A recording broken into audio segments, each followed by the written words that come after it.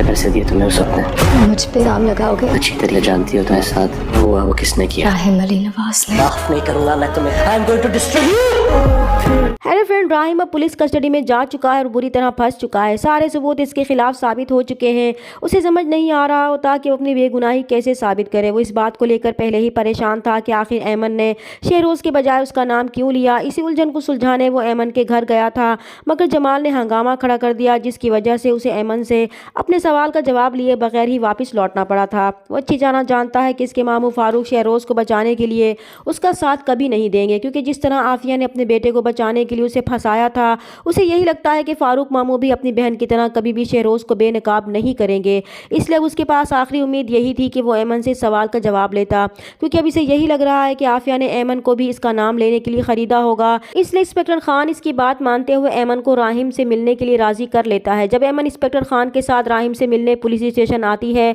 तो राहिम ऐमन को देखकर सवाल करता है कि क्या उस पर कभी कोई कानूनी इल्ज़ाम लगा है।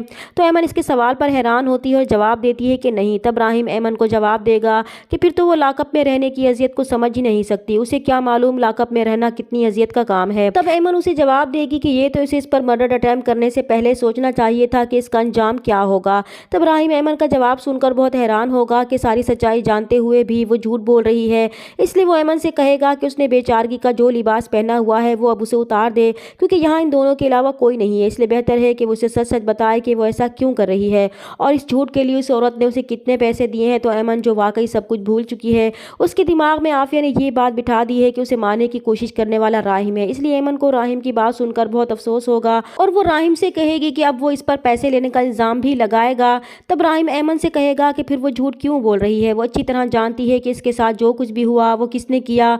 तब ऐमन कहेगी कि हाँ, वो अच्छी तरह जानती है कि उस रात उसे किसने मारने की कोशिश की थी। वो भला कैसे भूल सकती है, उसे अच्छी तरह याद है कि उसके साथ जो कुछ भी हुआ वो अली नवाज के बेटे राहिम अली नवाज ने किया। तो ऐमन का ये सफ़ेद झूठ सुनकर राहिम को बहुत ज़्यादा गुस्सा आएगा।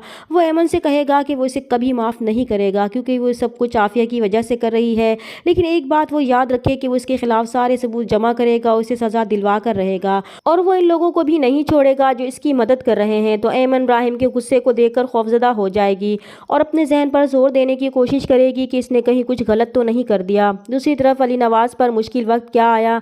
माहिन के बाप ने तो अपने बचपन के दोस्त से आंखें ही फेर लीं, बल्कि अब वो उल्टा अली नवाज और राहिम की मुश्किलात में इजाफा करने वाला है। इसलिए वो सबसे पहले माहिन को इस मामले से दूर रखने के लिए उसकी माँ के पास बाहर भेज देंगे, ताकि वो अपनी बेटी के एक एक आंसू का बदला ले सकें। इधर फारूक भी अब शेरोज़ को बचाने के साथ साथ राहिम को भी बेकसूर साबित करने की पूरी कोशिश करेंगे, क्योंकि वो जानते हैं कि राहिम बेकसूर है। उस इल्ज़ाम की वजह से उसकी ज़िंदगी मज़ीद तबाह ना हो। चैनल पर नए हैं तो प्लीज़ चैनल को सब्सक्राइब कर दें। मिलते हैं नेक्स्ट वीडियो में, तब तक के लिए अल्लाह हाफिज़।